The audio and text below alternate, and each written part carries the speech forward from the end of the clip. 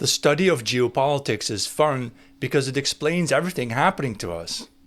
That's how you find out that the Germans, during the time of Otto von Bismarck, were trying to unify all Muslims of the Middle East under the rule of the Turkish Ottoman Empire.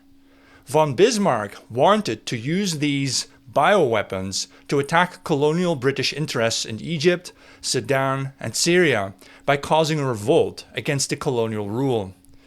Germany could then seize control of the important trade routes of the Suez Canal and the Persian Gulf. Indeed, the surrounding territories such as Palestine, Iraq, Iran, and Syria were once allies of Germany during the World Wars. Even Turkey was an ally during World War I. Nowadays, of course, the roles have reversed, and the colonial powers now led by the USA are using the same bioweapons to attack continental Europe via mass immigration, to sabotage us with rape, and to reduce our average intelligence. When Trump says he wants to deport 1 million Palestinians from their region to Libya, the migrant smugglers of Tripoli will be paid handsomely to take them to Italy, and then, of course, to Germany and other Northwest European countries. So it seems nothing has changed. The Americans who once liberated Europe from the mustache man later became our colonizers and are now, once again, Europe's enemy. The Americans always obsess with fighting Russia, such as today in Ukraine and also during the Cold War, because a German-Russian combined empire would mean the end of American power. But American strategists also deeply fear the opposite, a German conquest of Russia. That's why the Yankees of 1944 fought against Germany instead of with the Germans against the communists. Although the European Union is now communist in practice, the new German Chancellor Friedrich Merz offers us a plot twist.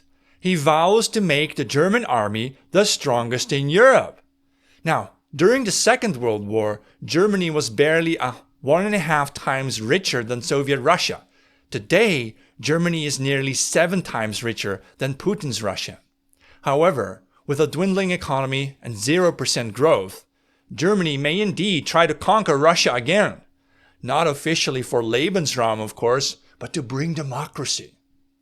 With the EU's help, by switching from Russian gas to gas from Qatar, the Muslim world might, for reasons of profit, even support the new German war machine. If Trump makes the mistake of bringing American troops home from occupied Germany, then Germany is free to acquire nuclear weapons. And if the climate change is really melting the polar ice, and the Northern Sea route would open up to sea trade from Hamburg to Beijing, then the Middle Eastern trade passages become irrelevant. That's why Trump is making friends with Putin. Because if the Germans are really going to fight Russia, Wall Street bankers will invest in Russian defenses, just like they did last time. The colonial powers will fund both sides, because they don't want either Germany or Russia to win. They call it baiting and bleeding. They want both of us dead. It's amazing, then, that we've gone full circle since the Second World War and arrived back at the same point where it all started. It's called destiny. Except this time, we are armed with history's lessons.